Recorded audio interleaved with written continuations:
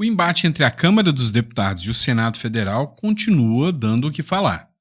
O Sóstenes Cavalcante, que é o líder do PL, ou seja, da oposição na Câmara dos Deputados, mandou um dane-se para o Flávio Dino, disse que não vai cumprir o que o Flávio Dino está pedindo. Já por outro lado, o Flávio Dino mandou resposta, falou cumpre sim ou alguma medida será tomada. O Congresso não gostou disso e esse caldo pode azedar. Vou analisar essa matéria do Poder 360 e do Metrópolis com vocês. Outra matéria que a gente vai falar é do Papa. Pois é, você deve estar sabendo que não tem um Papa hoje. O Papa Francisco morreu. E agora o conclave já está buscando colocar alguém no lugar. Pois é, a esquerda, como boa atuante que é no submundo, está sendo acusada, através do Macron, né, o governo esquerdista da França, de articular de forma ilegal para influenciar e interferir o conclave para escolher os papas, né, o novo papa. Pois é, coisa que a esquerda sabe fazer muito bem, mexer e interferir nos juízes e em quem escolhe, né? Pois é, só que o Donald Trump resolveu interferir nessa história também de um modo diferente. E eu vou ser sincero com vocês, eu acho que o Donald Trump foi longe demais. Outro ponto que a gente precisa falar. O Donald Trump mandou uma pessoa, né, o Gamble, investigar o Alexandre de Moraes para aplicar sanções. E aí tem a previsão de que o Gamble chegaria ao Brasil na segunda-feira. Parece que o caldo já começou a entornar e antes da data prevista, o cara já está juntando dados, documentos e fatos contra o ministro Alexandre de Moraes. Isso aqui é só o começo, tá? Esse editorial do final do sábado aqui vai ser para esquentar mesmo, né? É o seu sabadão com muita informação importante. Então não esquece de se inscrever no canal, curtir, compartilhar, mandar esse editorial para a maioria dos seus amigos. Para quem é de direita, você manda e fala, olha, os conservadores precisam ganhar força, vamos divulgar o Sandro aqui. Para quem é de esquerda, você manda também. Só para passar raiva no cara, tá bom? Bora lá, vamos começar. É o seguinte, vamos entender essa matéria aqui do Poder 360. O líder do PL diz que não vai se explicar a Flávio Dino. O ministro do STF quer que Sóstenes Cavalcante se manifeste sobre acordo de distribuição de emendas de comissões. Vamos começar desde o começo? O Flávio Dino causou um burburinho já, porque o Flávio Dino mandou suspender a tal das emendas PIX, e eu até apoio o Flávio Dino nisso, tá? Mandou suspender as emendas PIX, porque essas emendas estavam sendo, né, alvo de várias discussões. Ou seja, aquele tipo de discussão ilegal que você sabe. Então ele mandou suspender porque não dava para saber para onde que esse dinheiro estava indo. Beleza, até aí acabou, né? Tá suspensa. O Sóstenes Cavalcante subiu o tom contra o Hugo Mota, que é o presidente da Câmara. O Sóstenes é o líder do PL, do partido Bolsonaro. Porque o Sóstenes quer a anistia. E o Hugo Mota traiu o PL e o Bolsonaro, e mesmo com as assinaturas, ele não quer colocar a anistia para ser votada. O Sóstenes, então, falou o seguinte, olha, nós vamos paralisar tudo, nós vamos parar tudo, eu vou obstruir tudo e não vou cumprir o acordo sobre emendas que foi feito com o presidente da Câmara. O Flávio Dino deu um pulo da cadeira. Falou, opa, eu falei para vocês que não era para distribuir emendas. E vocês disseram que tem um acordo de emendas. Que história é essa? Então o Flávio Dino deu 48 horas para o Sóstenes Cavalcante se explicar sobre a fala dele. Não, ele poderia ter feito também 48 horas para o pessoal da Previdência que roubou pra caramba explicar, mas não.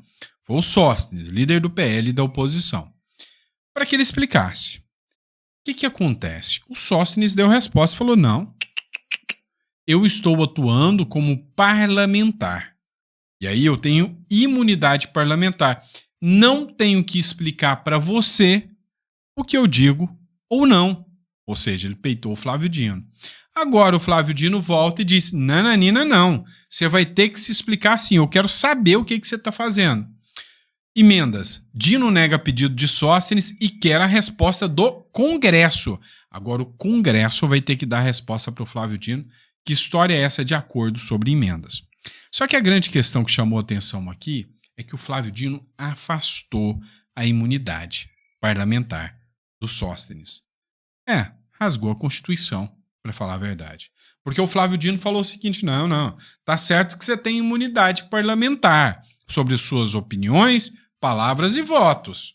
Isso não dá a você o direito de cometer coisas ilegais. E emenda, para mim, é ilegal. Então, isso aqui você vai ter que se explicar sim. Tá, o fato é que toda hora o Supremo Tribunal Federal fica interferindo nas atuações do Congresso. Isso pegou mal. O Congresso não está feliz e essa resposta do Flávio Dino agora, mandando que o Congresso se explique, parece que não agradou o Hugo Mota e aí pode até ter um efeito reverso. Pode juntar o Hugo Mota mais o líder do PL, porque eles estão sentindo que se deixar do jeito que está, o Congresso daqui a pouco vai ser dissolvido pelo STF. Vamos lá. Outra questão que a gente põe aqui, matéria sobre o Alexandre de Moraes. O Coronel Meira Oficial fez uma publicação. Urgente. O coordenador de sanções do governo Donald Trump chega a Brasília e tem encontro marcado com o Bolsonaro. O coordenador de sanções já está pronto para começar as investigações.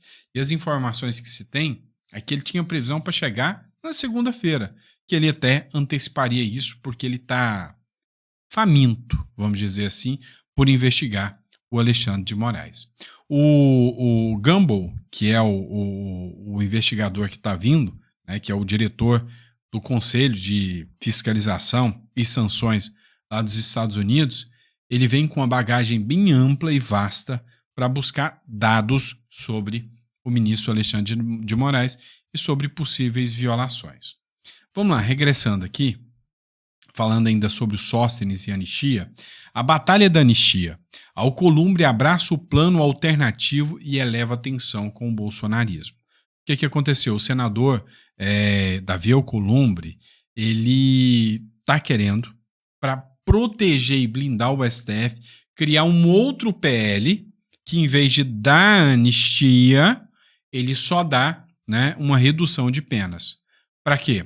Porque caso aconteça anistia, seja perdoado ali e seja feita uma investigação sobre as penas, né, sobre essas penas, o Supremo Tribunal Federal, num futuro, ele pode até responder por abuso de poder. Vamos dizer, o Carlos Portinho falou isso, vamos dizer que em 2027 entre um presidente de direita. Ele vai instaurar uma CPI e essa CPI vai buscar abuso de poder, que são as decisões do Supremo Tribunal Federal. Se o projeto da anistia passa, ele alcança também ministros do STF, é o que disse o Carlos Portinho. Mas aqui, olha só, o que a Veja publicou. O senador Alessandro Vieira é um ex-delegado da Polícia Civil de Sergipe que fez fama defendendo acusados de corrupção entre 2016 e acusados de corrupção entre 2016 e 2017, o que levou ao Congresso em 2018 com 470 mil votos pelo pequeno Rede Sustentabilidade. Apesar disso, o parlamentar que passou por PPS, Cidadania, PSDB sempre teve atuação discreta, mas isso pode ter começado a mudar.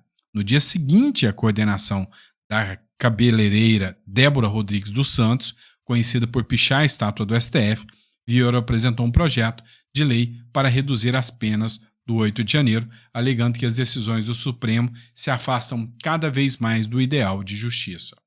Ou seja, o Alessandro Vieira, nem de longe podemos classificá-lo como bolsonarista.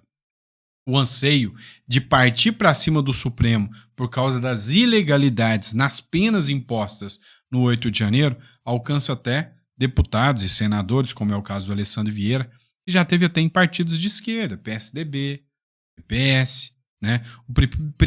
Pensa, Rede Sustentabilidade, o mesmo do Randolfo Rodrigues. Então, mesmo a galera que não é direita, não é bolsonarista raiz, começa a levantar esse discurso. E aí, como eu disse, o Hugo Mota marcou uma reunião com o líder do PL já para o dia 5, na terça-feira, porque ele está incomodado com essa situação que o Flávio Dino fez com ele, que é o Sóstenes. E aí, com certeza, ali o assunto da anistia vai fluir mais, porque ambos têm um inimigo em comum a partir de então, chamado Flávio Dino. Ambos, né, não querem que o Flávio Dino interfira dentro, né, da pauta interfiram dentro da pauta das emendas aí, né? Vamos falar agora um pouco de religião. Vou trazer uma coisa bonita para vocês aqui, né? É o seguinte, a gente vive num mundo polarizado. Um mundo onde simplesmente você odeia o petista, o esquerdista, e o esquerdista odeia você. É assim que está funcionando. Só que algumas pautas, né, vão para além da religião. Saiu uma cena bonita. Hoje, a esquerda, digamos que tem um certo representante, que é o padre Júlio Lancelotti, aqui no Brasil. Enquanto que a direita também está surgindo seus representantes, padre Kelmon e outros que surgem, mas o mais recente agora foi o Frei Gilson. Uma coisa bonita aconteceu. Ambos resolveram se encontrar, se abraçar e deixar as divergências políticas de lado, porque a fé e a religião está acima disso. Padre Júlio Lancelotti posta foto ao lado de Frei Gilson. O padre Júlio Lancelotti chamou a atenção ao compartilhar uma foto ao lado de Frei Gilson. A publicação causa reações por conta de supostas divergências ideológicas entre os dois clérigos. Ao passo que Lancelotti é geralmente ligado à esquerda com trabalhos para a população de rua, Gilson já pediu que Deus livrasse o Brasil do comunismo. Pois é. Nessa aqui, eu tô do lado do Frei Gilson. Mas, né, a cena foi bonita, chamou a atenção. Por que eu entrei nesse assunto aqui do Frei Gilson, do Júlio Lancelotti? Porque eu achei bonito. E eu quero fazer abertura para um outro assunto também ligado à religião e mais grave. Dessa vez, é a escolha do novo Papa. Pois é. Tem um monte de teoria aí da conspiração, inclusive que está chegando no fim do mundo, o apocalipse está chegando e o Papa tem a ver com isso, né? A morte do Papa. Mas não é isso que a gente vai discutir, não. A gente vai discutir, primeiro, com a esquerda sendo a esquerda. Conclave. Jornais falam em complô de Macron na escolha do novo Papa. Se tem uma coisa que a esquerda sabe muito bem fazer, é manipular, é jogar, é corromper, né? E aí, de acordo com a reportagem publicada no Le Monde, que é um jornal francês, o presidente francês Emmanuel Macron está junto, né, tá interligado com um movimento católico, Saint-Egídio, que estariam promovendo nos bastidores seus candidatos preferidos ao pontificado, ou seja, ofertando favores futuros para escolher o Papa deles. A organização católica próxima do Papa Francisco e conhecida pela mediação de conflitos ajuda os pobres e a diplomacia paralela. Desde a morte do Papa, que aconteceu no último dia 21, eles vêm articulando, tentando fazer jogadas políticas para que o próximo Papa venha a ser um Papa de esquerda. Então, a denúncia que o Le Monde faz é que eles estão subornando os padres do conclave para que eles possam escolher um Papa de esquerda, tá? Um Papa progressista. E aí, o Donald Trump entrou nessa história de Papa. Só que, para mim, ele acabou indo longe até demais. Na semana passada, o Donald Trump, quando foi entrevistado, perguntaram: e aí, Trump, sobre o novo Papa, você tem preferência? O Donald Trump, com aquele jeitão maluco dele, falou: tem sim. Para mim, a primeira e a única escolha, o melhor Papa que eu escolheria era o Donald Trump. Ou seja, eu mesmo. Foi um momento de riso ali e tudo, mas hoje o Donald Trump cutucou de novo e conseguiu o que ele queria. Virou o novo Papa. Pelo menos na inteligência artificial. E o que ele fez chocou muita gente. Ele postou uma foto sua, né, feita de inteligência artificial, de novo Papa, no perfil oficial da Casa Branca e no perfil oficial dele. Que hoje ele não é só mais um maluco aloprado laranja. Agora ele é presidente da República. E quando ele publica no perfil oficial dele alguma postagem nesse sentido, tem reações. Pois é, a maioria dos religiosos aqui acharam que ele foi desrespeitoso. E cá entre nós, eu não vou dizer que eu penso diferente. Também acho que ele foi desrespeitoso colocar uma foto dele feita por inteligência artificial dentro do perfil oficial da Casa Branca. Matéria da Globo, tá? Casa Branca posta Trump como papa e seguidores apontam uma ofensa à religião. Os próprios seguidores do Trump falaram, não, mas peraí, você está extrapolando, está ofendendo a religião de quem é católico aqui. Aos poucos dias do conclave, que escolherá o papa, o presidente dos Estados Unidos, o Donald Trump, publicou na sexta-feira uma foto, aparentemente gerada por inteligência artificial, em que aparece vestido de pontífice. No início da semana, o republicano já havia dito a jornalistas que queria ocupar o cargo mais importante da Igreja Católica. Abre aspas, eu gostaria de ser o Papa, seria minha primeira escolha, fecha aspas, afirmou quando questionado sobre as suas preferências para o sucessor Francisco. Cara, isso é óbvio que é ironia, né? Ele falou isso com ironia. E aí a Globo dá aqui um ênfase, como se isso fosse uma coisa séria, né? A foto colorida divulgada por Trump na rede social Truth Social, que é a rede dele, né? E repostada pelo perfil oficial da Casa Branca no Instagram, mostra o sentado numa poltrona, vestido com uma batina papal branca, coroado com a mitra e usando a imponente cruz de ouro. Sua mão esquerda está apoiada na coxa e seu dedo indicador direito apontado em direção ao céu. Pois é, né? Alguns dos comentários que tiveram lá foram inapropriado, insensível, desrespeitoso. Esta imagem não é engraçada, enfim, foram várias mensagens nesse sentido. E eu concordo, né? Já basta o Lula passando vergonha, fazendo um verdadeiro bonde do Tigrão lá no enterro do Papa, né? O que foi altamente desrespeitoso, vergonhoso até a atuação do Lula lá, né? No enterro do Papa. Agora o Donald Trump também participando dessa forma aí acaba a gerar um desconforto também. Também acho que foi inapropriado. E a sua visão, o que você acha sobre isso? Coloca no comentário. Vamos lá, pessoal. Matéria do estado de Minas. Quando eu estou dizendo para vocês que o Lula já era, acabou, 2026 não tem a menor chance, vocês...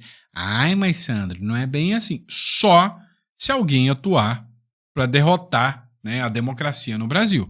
Porque não tem como, no voto, o Lula vencer. Olha isso aqui. A Federação União Progressista, que se tornou uma das maiores, com a presença de Valdemar da Costa Neto, acendeu o alerta do PT. Ou seja, é claro e evidente, o próprio progressista já falou, vamos sair fora do Lula. A chance é até deles lançarem o próprio candidato, que seria o Ronaldo Caiado, ou o próprio Tarcísio, né?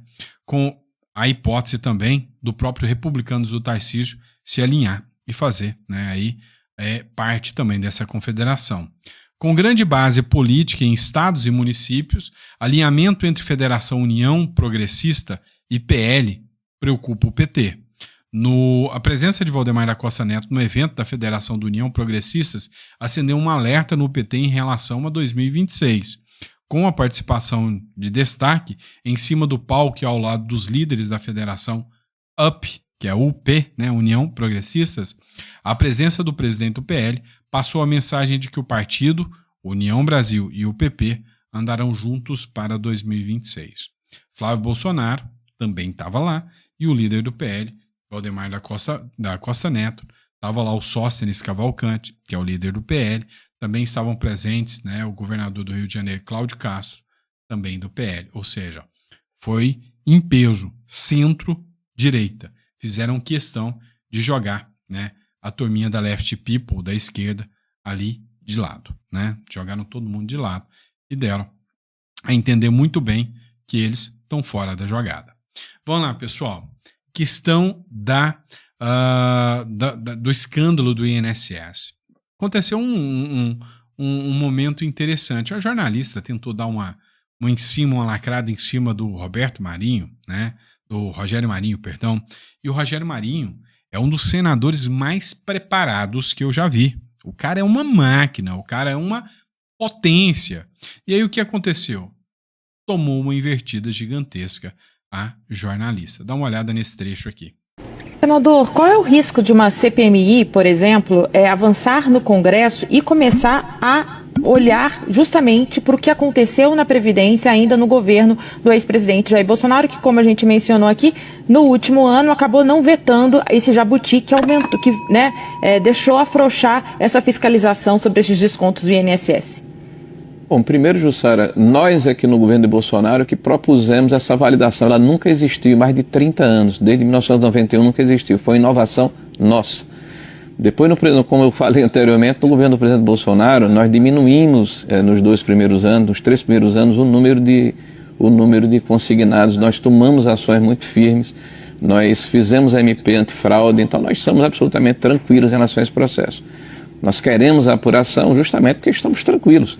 Agora, não é possível, né, que um governo que há 30 dias atrás, 20 e poucos dias atrás, vai ao Congresso Nacional, apresenta a lei de diretriz orçamentária que vai ser entregue ao Congresso Nacional e anuncia que em 2027 o país faliu, quebrou, que não tem recurso para pagar o piso da saúde e da educação, que não tem recursos discricionários para manter o mínimo de investimento ou de manutenção da máquina pública. O ministro da Fazenda e da Economia não participam do processo, se escondem. E diz o seguinte, olha, quem vier depois fecha a porta e apaga a luz, porque o piloto literalmente sumiu.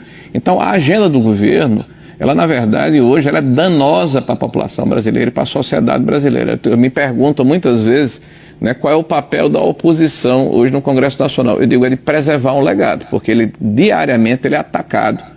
Né, se trabalhou contra o marco da Previdência, se trabalha contra as conquistas na questão da Previdência, na questão trabalhista, na questão dos marcos regulatórios, na própria condição de austeridade fiscal que foi legada pelo governo anterior, né, na política monetária, 2 anos desse governo atacando o Roberto Campos, aí mudou o presidente, está com a mesma metodologia, parece que eles esqueceram que mudou o presidente. Né, então é um governo que tem um retrovisor muito maior do que o para-brisa, né? Não tem projeto de país, só tem projeto de perpetuação no poder, e é muito importante que nós tenhamos a consciência de que é necessário preservar o que foi feito de forma virtuosa. Então eu tenho muito receio da agenda que esse governo pode implementar para destruir ainda mais a estrutura, né, e a governabilidade do país. Senador, falar o quê? Depois de uma aula dessa, depois de um show desse, né? Aí não sobra nem muito mais pra gente falar aqui, tá bom? E é isso, pessoal. Obrigado pela confiança, pela credibilidade. A gente volta daqui a pouquinho, né? Ou melhor, amanhã de manhã, né? Dá um sossego aqui pro velhinho aqui, né? Segunda-feira a gente tá de volta. Não. Amanhã, domingo. Tô perdido no tempo. Amanhã, domingão, a gente tá de volta às 9 horas da manhã, trazendo conteúdo pra vocês. Grande abraço e até a próxima.